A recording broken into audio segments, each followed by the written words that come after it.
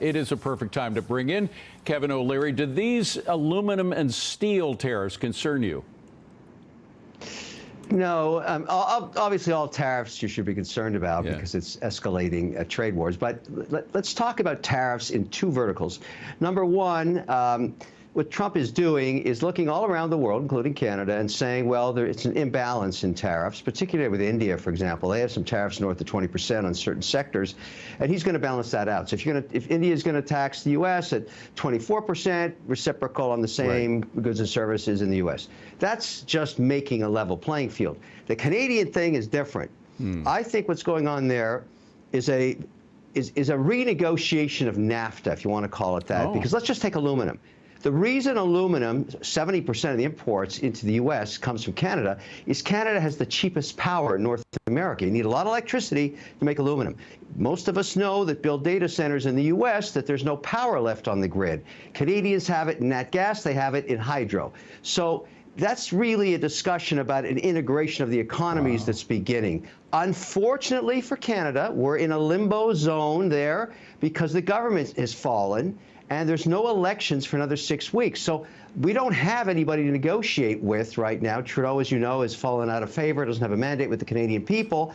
However, the premiers like Doug Ford in Ontario and Daniel Smith, they're talking with their counterparts like Doug Burgum and Howard Lutnick, and they're all talking every day. So the stuff going on here, but the economic union is the prize. Well, meanwhile, President Trump is continuing to talk hardball, and he's talking about specifically whether or not Mexico and Canada have been doing what made him put a kind of pause on his tariffs for a month.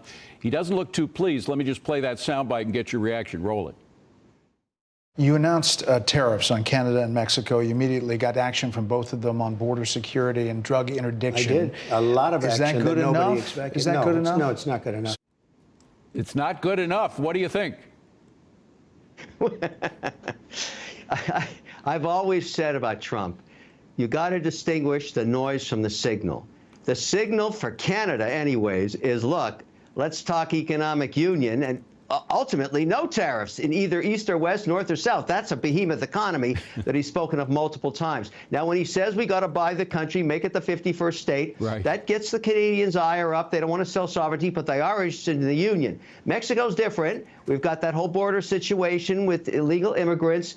Fentanyl, both countries don't want anything to do with. So, you know, a $1.3 billion announcement out of Canada, then another $200 million out of Ontario, then another $39 million out of Alberta. So they're playing ball with Trump. But the big prize is the economic union. Keep your eye on that ball. And that's just Trump negotiating. That's fascinating. So the next one is kind of penny ante, but we want to talk to you about it anyway.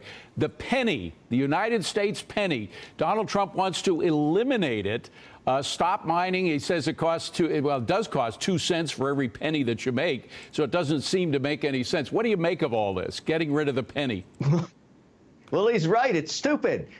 Why would you pay 2 cents for a commodity that's worth 1? Who uses a penny anyways, unless you're putting them in your loafers? And nobody does that anymore. Get rid of it. It's useless. Putting it in your loafers. That's an old reference that I do remember, Kevin. All right. Update on your bid for TikTok. Anything new happening there?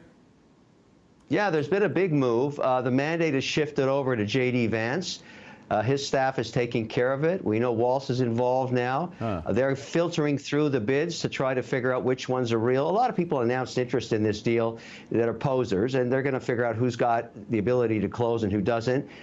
Try to figure out Yi Ming, the largest shareholder in ByteDance, very important, the creator, the founder. It looks like the direction of this deal, it's going to be a Trump deal with Xi, but you need this Yi Ming guy to get on board, and then find a way to do a transition. You got to keep the algorithm working for a while, because that's what makes TikTok TikTok.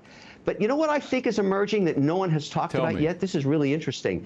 This is a chance for Trump and Xi to say, we're going to cooperate on a deal finally. We're not going to go to war on each other. Let's try for the first time to do a cooperation on tech. You got to abide by our laws in the United States, but let's make a deal. That would be really interesting for the world to see, because Xi wants to be part of the G7, the G8, if you want to call it that, and he's not going to get there until he starts abiding by the laws of the other G7. This is his chance. This could be the first deal, and look, if McCord O'Leary can be part of it, hey, we love economic unions with China. Absolutely. I don't know if we trust them after all we've been through, though. Kevin, thank you so much for all that. Very interesting stuff. Appreciate it.